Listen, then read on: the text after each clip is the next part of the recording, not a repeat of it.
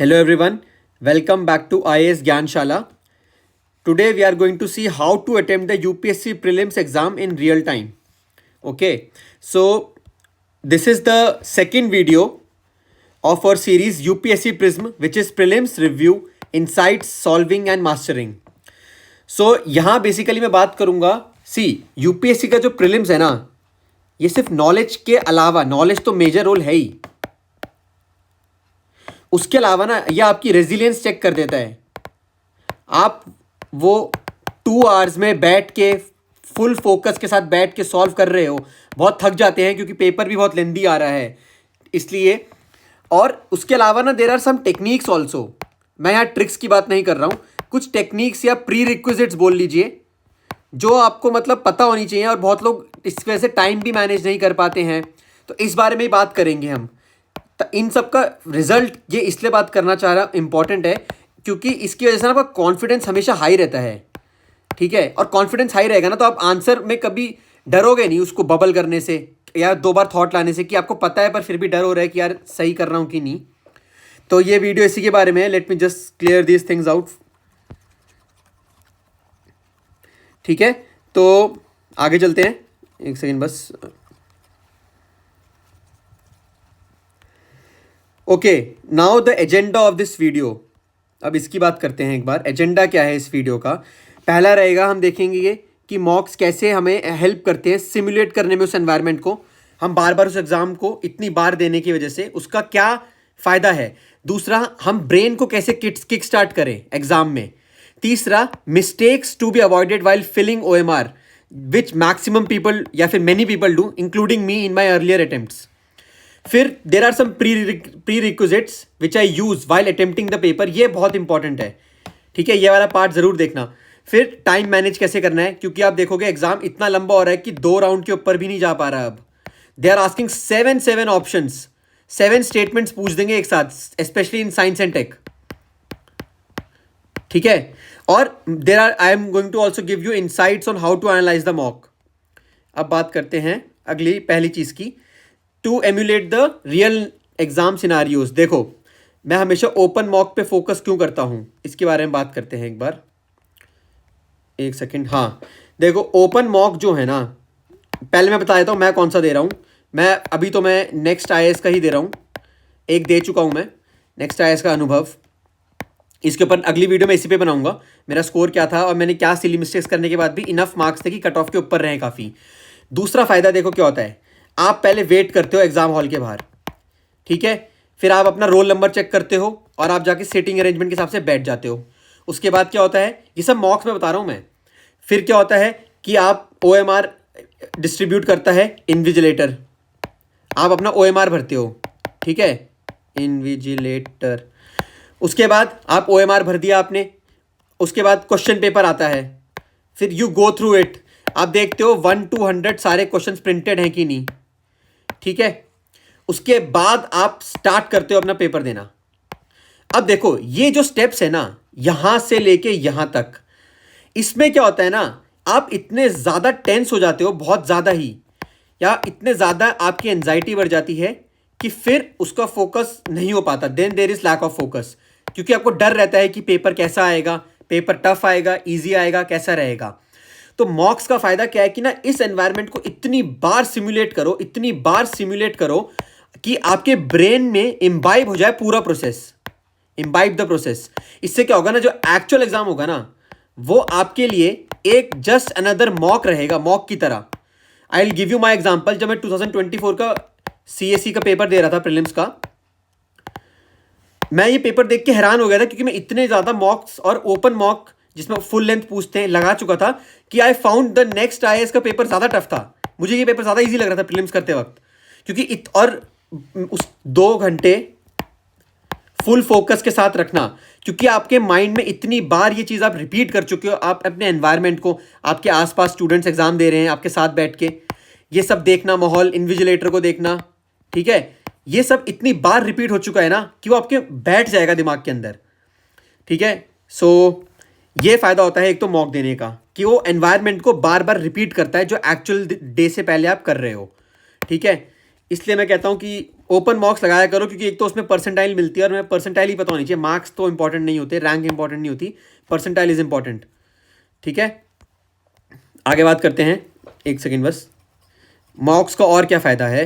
हाँ देखो, ये आपको ना मेंटली प्रिपेयर करवाता है। कैसे? क्योंकि प्रीलिम्स का खेल या तो काम रहने का है, फोकस रहने का है, और ये एक्टिव रिकॉल टेक्निक्स बार बार उनको किक स्टार्ट करने के लिए, मॉक की वजह से आपको जो अनसर्टेन क्वेश्चंस है ना कि कितने करने हैं या कितने नहीं करने, उसको करने का कॉन्फिडेंस आ जाता है। ठीक है, क्योंकि देखो लास्ट मंथ में तो मॉक्स का फ़ायदा नहीं है, लास्ट मंथ में तो PYQs ही करो, बट अभी मौका है तो ये इतनी बार रिपीट करो प्रोसेस को। ऑल्सो ये जो मॉक एग्जाम है, they help the brain perceive the actual exam as just another mock, जिसके बारे में मैंने बात करी 2024 का एक्सपीरियंस अपना। इससे क्या होता है, विनर माइंडसेट क्या मतलब है कि कॉन्फिडेंस बढ़ जाता है यार आपका उन अनसर्टेन क्वेश्चंस को करने में। और मैं एक चीज़ और बताता हूँ, at least you need to attempt, जिस तरह का पेपर आ रहा है और कट ऑफ जा रही है, जैसे कि 2024 का था, तो एटलीस्ट मेरे हिसाब से ना उसका आइडियल अटेम्प्ट 88 क्वेश्चंस तो होता ही आउट ऑफ 100, इतने तो करने ही हैं। पर आप देखोगे ना कि आपको श्योर शॉट क्वेश्चंस उसमें आ रहे होंगे, जिसमें आपको बिल्कुल पता है कि आपका श्योर शॉट सही है।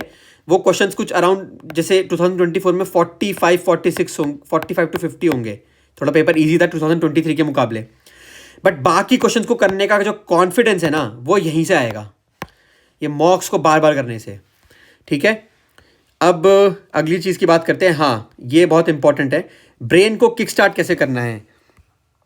ठीक है, मैं एक बार इसके बारे में बता देता हूँ, ये बहुत इंपॉर्टेंट प्रोसेस है। मैं एक बार इसको हटा देता हूँ ये सारा, क्योंकि इसमें समझाने में आसानी होगी। ठीक है, ब्रेन को किक स्टार्ट करना एग्जाम में बहुत इंपॉर्टेंट है, वरना होता क्या है कि जैसे मैं अपना बता देता हूँ, मेरा माइंड मतलब फुल फोकस ना एग्ज़ाम शुरू होने के 30 मिनट्स बाद, 30 मिनट्स एग्ज़ाम के 30 मिनट्स लेटर स्टार्ट होता है फोकस करना। अब उसको पहले से ही मुझे स्टार्ट कराना है, तो मैंने उसके लिए कुछ टेक्निक्स अपनाई थी। देखो, ये पेंसिल टेक्निक क्या है, मैं पहले ये बताता हूँ। Use pencil initially to activate your brain and maintain mental flexibility during the exam. इसका मतलब बता देता हूँ, एक सेकेंड। इसका मतलब क्या है, देखो मैं अपना पेपर कैसे देता हूँ, मैं ना पेंसिल का यूज़ बहुत करता हूँ। ठीक है, तो जैसे कि मैं पेन से तो OMR भरा जाता है, पर पेंसिल का यूज़ कैसे, जैसे कि ज्योग्राफी का क्वेश्चन है सपोज, और कुछ मैपिंग का आ गया, तो मैं क्या करूँगा ना, जिसका पूछा है ना मैं बना दूंगा उसको। फॉर एग्जांपल इंडिया का मैप रिलेटेड कुछ फिजिकल ज्योग्राफी पूछ दिया, तो मैं ऐसे करके कुछ मैप बना दूंगा इंडिया का, वहीं पेपर के क्वेश्चन के पेपर के साइड में। मैं अपने नेक्स्ट का और जो मेरा एक्चुअल पेपर था, मैं उसकी फ़ोटोज़ डाल दूंगा ताकि समझ में आ जाए। जैसे यहाँ बना दूंगा वेस्टर्न घाट्स हैं, ईस्टर्न घाट्स हैं, है ना, ये हिमालयाज़ आ रहे हैं, ऐसे करके मैं बनाता रहूँगा कुछ ना कुछ, कि यहाँ पर कौन से क्या क्या नेम है उन हिल्स के, ये 3 नेम है GKJ। मतलब मैं बस एग्जांपल देना चाहता हूँ कि ऐसे ना आपका माइंड चलने लग जाता है। उससे होता क्या है, जो आपके पेरीफेरल नॉलेज है ना, पेरीफेरल जो मतलब कोने कोने की नॉलेज है, वो उसका यूज़ बहुत होता है। आप देखना, डायरेक्ट नॉलेज का कम इस्तेमाल होता है पेपर में, एक्चुअल एग्जाम में ये नॉलेज बहुत इस्तेमाल होती है कि हाँ ये सुना हुआ था, ये ऐसे ही करना है, इसलिए ये करना बहुत ज़रूरी है। सपोज पॉलिटी का क्वेश्चन है, तो मैं तुरंत, जैसे कि अभी मैंने जो लेटेस्ट एग्जाम दिया था ये नेक्स्ट का, उसमें GST का कुछ पूछ रखा था, सेंटर और स्टेट का कितना शेयर होता है उनकी वोटिंग का, तो तुरंत ही मैंने अपने पेपर में वहीं पर ही आर्टिकल, क्या कौन सा आर्टिकल है वो, ठीक है, कौन से कॉन्स्टिट्यूशनल अमेंडमेंट से हुआ है। ये करने का फ़ायदा ये है कि ना, सपोज इस क्वेश्चन में कुछ और भी पूछा हो, मुझे ऐसे याद नहीं आ रहा, जैसे मैं लिखूंगा ना मेरा दिमाग चलने लग जाएगा इस डायरेक्शन में। ठीक है, इसलिए ये इंपॉर्टेंट है करना।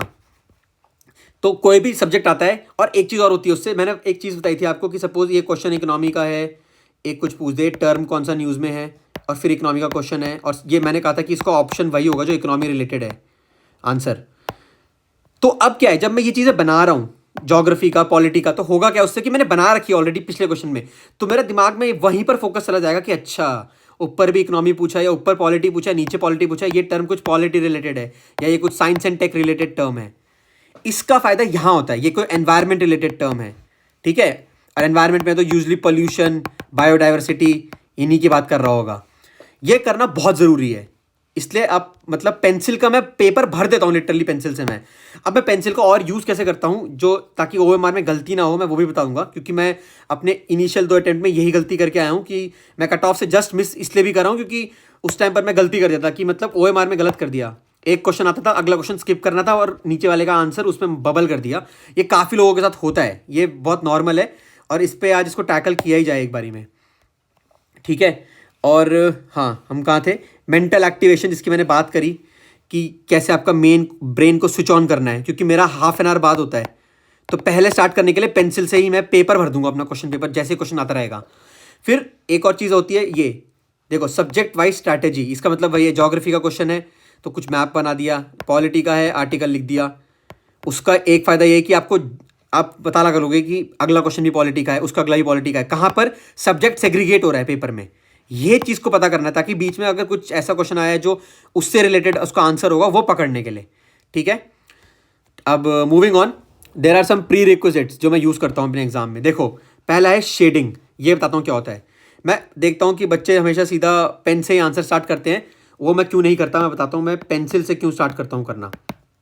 इसका रीज़न ये है कि जब आप क्वेश्चन पेपर है, सपोज ये क्वेश्चन है, यहाँ कुछ क्वेश्चन है, यहाँ कुछ क्वेश्चन है, मैं करता क्या हूँ, और ये मेरी OMR है, ठीक है। यहाँ पर बबल्स मुझे फिलअप करने हैं। तो मैं सपोज मुझे ये आंसर आता है, ये आता है, ये दोनों नहीं आते, मैंने यहाँ सर्कल मार दूंगा इनमें पेंसिल से, और इसका आंसर A है, इसका आंसर सपोज C है, तो मैं यहाँ A पे हल्का सा शेड कर दूंगा पेंसिल से, और यहाँ C पे हल्का सा शेड कर दूंगा पेंसिल से। फिर यहाँ पर जो आता है फिर ये जैसे एक पेज किया ना, फिर OMR पे जाऊँगा, फिर अगला पेज किया, फिर OMR पे जाके भरूंगा उसको। ऐसे भरता हूँ मैं OMR को पेंसिल से हल्का सा शेड करके। इसका फ़ायदा क्या है, होता क्या है ना, बहुत बार आप देखना कि पेपर के बीच में, मिडल ऑफ द पेपर, ठीक है, मिडल ऑफ द एग्जाम, आपको याद आएगा अरे यार गलत मार्क कर दिया, ये तो आंसर ही नहीं था, उसका आंसर तो ये था। क्योंकि होता क्या है ना, आपके बैक ऑफ द ब्रेन में ना वो चल रहा होता है जो आपने मार्क किया है, आपको पता नहीं होता, वो चल रहा होता है उस टाइम पर कि हाँ यार इसका यही मार्क करा है, ठीक है ठीक है, अरे फिर याद आता है अरे एक गलत मार्क कर दिया, तो वो रॉन्ग हो जाता है और आपने पेन से सीधा मार्क कर दिया, आप सही भी नहीं कर सकते उसको अब। इसलिए पहला रीज़न तो ये है शेड करने का। दूसरा, हाँ, एलिमिनेट इनकरेक्ट क्वेश्चंस। सर्कल करना, मतलब सपोज वही जो काफ़ी लोग करते हैं कि क्वेश्चन में सपोज ये क्वेश्चन है, ये क्वेश्चन 4 हैं, ये नहीं आता, सर्कल कर दिया उसको मैंने सेकंड राउंड के लिए, ठीक है। उसके बाद हाँ, correct incorrect, this is very very important, इसके बारे में बात करते हैं। देखो होता क्या है, यहाँ पर भी मिस्टेक करते हैं बच्चे। सपोज ये क्वेश्चन है, कुछ क्वेश्चन पूछा, उसकी ना 4 स्टेटमेंट दे दिया ऐसे, एक चलो 2 ही ले लो, स्टेटमेंट दे दी। यहाँ पूछ दिया इनकरेक्ट बताओ कौन सी है, करेक्ट नहीं पूछा, इनकरेक्ट पूछा है स्टेटमेंट, ठीक है। अब बच्चे क्या करते हैं यहाँ पर, और फिर बोलते हैं गलत हो गया, कि यहाँ पर ये सपोज इनकरेक्ट थी ए, तो क्रॉस कर देंगे, ये करेक्ट है ट्रू कर देंगे। और यहाँ पर ना जल्दबाजी में वो आंसर आपको ए लिखना था, क्योंकि इनकरेक्ट पूछा है, वो बी को करके आ जाएंगे टिक, और उसको बबल कर देंगे। तो इस सब को हटा दो, ये सब करने की जरूरत नहीं है, इससे कन्फ्यूजन ही होती है, बस ये हटाओ। आप क्या करो ना कि ए के आगे ट्रू लिख दो, बी के आगे फॉल्स लिख दो। इनकरेक्ट पूछा है, जो एफ जहां लिखा हुआ है उसको आंसर के हिसाब से मार्क करो। इसका फायदा क्या है, क्वेश्चन में आप देखना 2022, 23 और 24 they are asking questions with 7 statements. मतलब इतनी ज्यादा एक क्वेश्चन होगा और यहां पर A B C D E F G ऐसे दिए रखा है, और फिर यहां से तो ऑप्शन आपके स्टार्ट होंगे कि पहला ऑप्शन है आपका ए बी डी, दूसरा ऑप्शन है आपका सी एफ जी, तीसरा ऑप्शन है आपका ऐसे। तो अब होता क्या, आपने यहाँ पर मार्क, और सपोज इनकरेक्ट पूछ दिया ना इसमें, फिर तो गए, फिर तो ये निकालते रह जाना कहाँ क्रॉस किया कहाँ सही। तो एफ टी यूज़ करो ना, इनकरेक्ट पूछा जहाँ जहाँ एफ लिखा है उसका मार दो आंसर। ये रीज़न है मेरा पेंसिल का यूज़ करने का, ताकि गलती ना हो। अब बात करते हैं हम अगली चीज़ की, वो है टाइम मैनेज कैसे करना है और ब्लैक पेन से कब भरना है, मैं उसके बारे में ही बात करता हूँ। एक बार मैं इसको हटा देता हूँ, ठीक है। ये भी बहुत इंपॉर्टेंट है, इसको मैनेज करना टाइम को, क्योंकि देखना आप कि ना 2 राउंड से ऊपर जा नहीं रहा है पेपर। अब पेपर बहुत लेंदी हो गया है, तो लोग पहले 3 राउंड जाते थे। जैसे I still remember there was one topper हुआ सेइंग कि मैं बताता हूँ, वो ऐसे करते थे कि मतलब उनकी स्ट्रैटेजी होगी, वो पहले के हैं काफ़ी, कि मैं क्वेश्चन सेकंड राउंड के लिए मैं गोला कर देता हूँ या सर्कल, और थर्ड राउंड के लिए मैं स्क्वायर कर देता हूँ। अब भाई इतना टाइम नहीं है, पेपर हो गया लेंदी, उनको ही पता लग गया है, और हर साल टफ ही हो रहा है पेपर। तो देखो ये 1 मिनट 15 आवर रूल क्या है, इसको बिल्कुल स्ट्रिक्टली अधर करना। क्या, पहला राउंड मैंने किया, मैं सिर्फ 2 राउंड में पेपर करता हूँ, तीसरे राउंड में जाता भी नहीं मैं। तीसरे राउंड में बताता हूँ कैसे जाता हूँ। देखो फर्स्ट राउंड में मैंने पेपर किया, ठीक है, पेंसिल से, अभी पेंसिल ही यूज़ कर रहा हूँ मैं। फिर मैंने सेकंड राउंड यूज़ किया, जहाँ पर मैंने सेकंड राउंड में जो सर्कल मैंने किए थे डाउटफुल क्वेश्चंस, उनको मैं दोबारा अटेम्प्ट कर रहा हूँ, और पेंसिल से मैं शेड भी कर रहा हूँ OMR को, ठीक है। यहाँ पर भी मैं शेड कर रहा हूँ OMR को हल्का हल्का। अब जैसे ही 1 आवर 15 मिनट्स का टाइम हो गया, सीधा पेंसिल को छोड़ो, पेन उठाओ। तुमने OMR में ऑलरेडी मार्क कर रखा है शेड को, ठीक है, तो उन शेड को डार्कन कर दो सीधा। अब सीधा डार्कन करना है, क्वेश्चन पेपर देखने की जरूरत नहीं है, सीधा अब पेंसिल का यूज ही नहीं होगा, अब सिर्फ पेन यूज होगा। नेक्स्ट 45 मिनट्स के लिए सिर्फ और सिर्फ पेन ही यूज होगा, आपका ब्लैक पेन। इससे होता क्या है, देखो फायदा बताता हूँ इसका क्या होता है। ये जो पेन का ट्रांजिशन मैंने किया है ना, इसका फायदा क्या है, ये देखो क्या होता है। पहला, एक सेकेंड इसको क्लियर आउट कर देता हूँ ये चीज़ों का, कि इसका फ़ायदा क्या है पेन यूज़ करने का। पहला तो ये है कि आपकी गलतियाँ नहीं होंगी पेन यूज़ करने से, ठीक है, क्योंकि आप गलतियाँ क्यों नहीं होंगी, क्योंकि आपने ऑलरेडी शेड कर रखा है उसको पेंसिल से। पेन से सीधा मार्क करना है आपको, पेन से सीधा ही मार्क करना है। पहला तो ये होगा कि नो मिस्टेक, फर्स्ट फ़ायदा। सेकंड फ़ायदा, सेकंड एडवांटेज, आपका टाइम बचेगा। क्यों?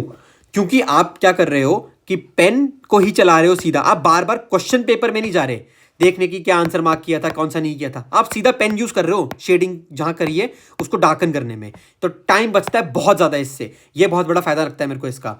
एक चीज़ और, मैं पेपर अटेम्प्ट कैसे करता हूँ ना, वो भी थोड़ा बता देता हूँ। देखो जैसे ये क्वेश्चन पेपर है, यहाँ पर अगर क्वेश्चन है, क्वेश्चन 4 3 2 1, 4 क्वेश्चन है इस पेज पे, तो चारों अटेम्प्ट किए OMR में, उस वक्त पेंसिल से बबल करा। क्यों फ़ायदा कर, इसका फ़ायदा क्या है, आपके ब्रेन को थोड़ा सा ना रिलैक्सेशन मिलता है जब आप पेंसिल से बबल कर रहे हो, कि आपका ब्रेन अब फोकस पे नहीं है, तो वहां पर ना वो रिलैक्स कर सकता है और दोबारा एनर्जी के साथ नेक्स्ट क्वेश्चन को पढ़ सकता है, नेक्स्ट पेज के क्वेश्चन को पढ़ सकता है अब, क्योंकि आपका यहाँ पर एटलीस्ट 5-6 सेकंड तो जाएगा ऐसे बबल करने में, शेड करने में।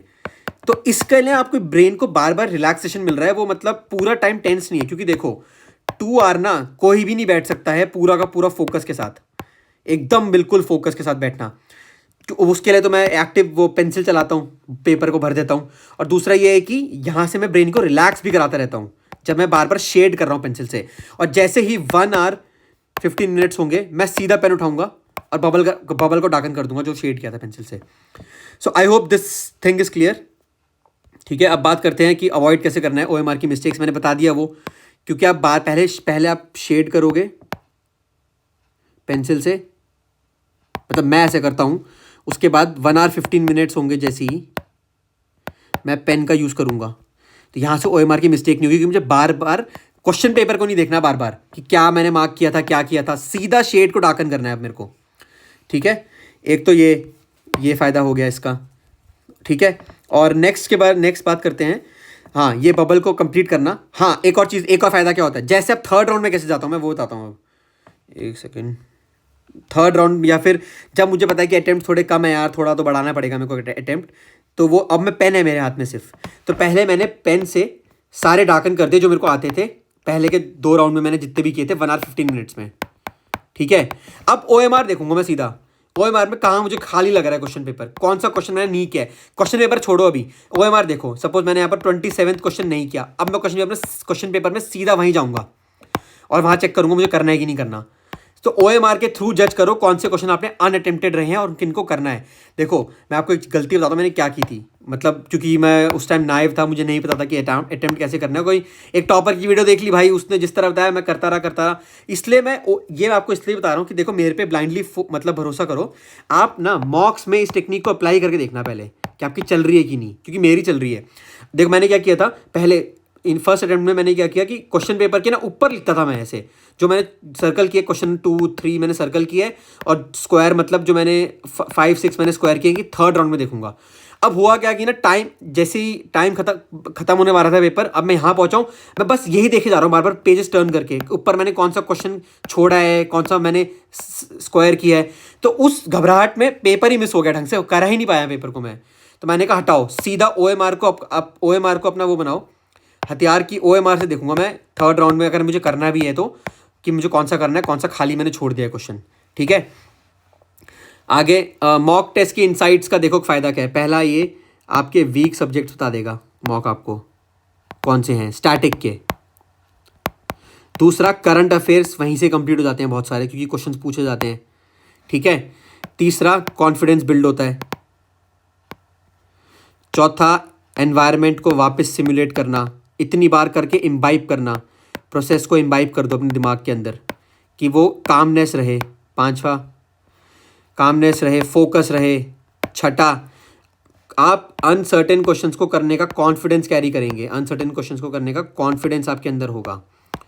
ठीक है, ये मैंने अपनी सारी चीज़ें अपने हर अटेम्प्ट से सीखी है, तो आपको इतना टाइम ना लगे इसलिए ये चीज़ें बना रहा हूँ। ये सीरीज़ भी मैंने इसलिए चलाई है।